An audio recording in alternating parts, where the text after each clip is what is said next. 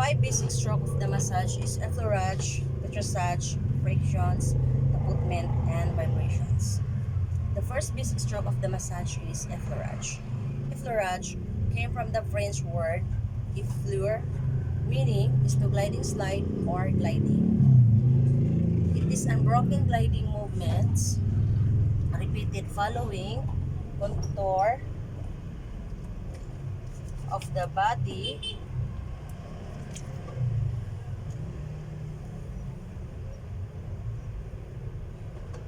using palm,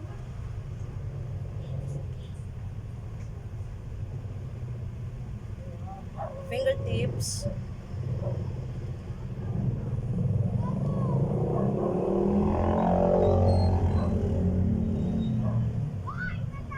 knuckles,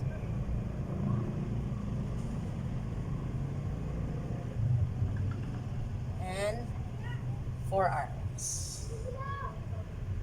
It is used to start applying lubricants unprepared for transition stroke. The benefits of effleurage is to relax the client, come from the nervous system, is just to place too painful, will done slowly. The first variations is one-handed. It has sub-variations called raking, ironing, and circular. Raking. 2 fingertips or 5 fingertips together apart with pressure.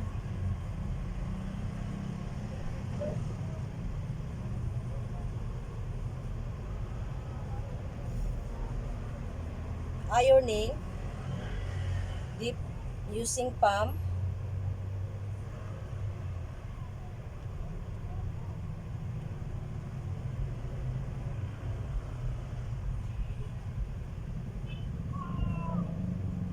forearms,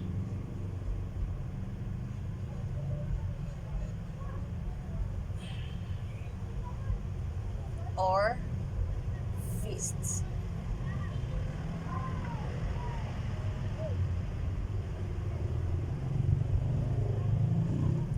Circular, palm gliding on skin in a circular motion.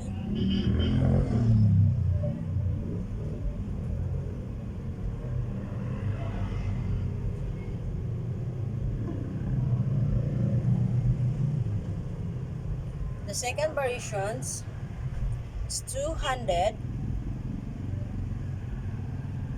both hands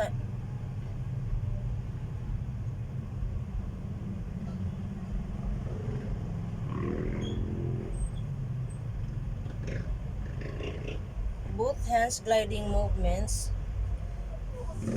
gliding on skin simultaneously. It has 2 sub-variations called heart shape and circular. Heart shape, long deep stroke done in a heart shape motion.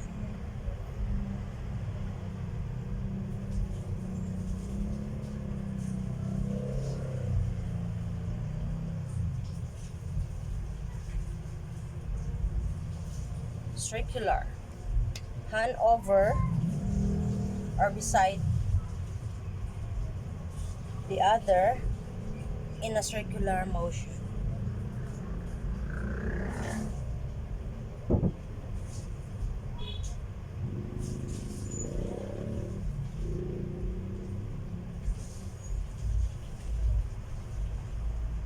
The third variation is alternate hands.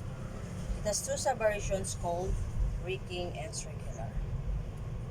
Raking, same as one-handed raking, but using 2 hands alternately.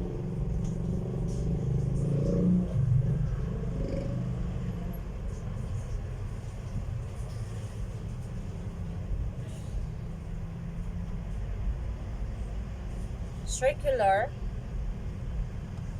using alternate hands in a circular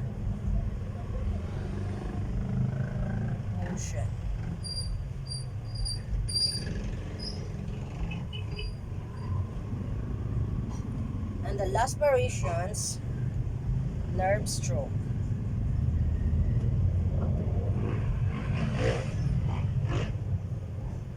Nerve stroke, feather light, finger tracing. And that's all. Thank you.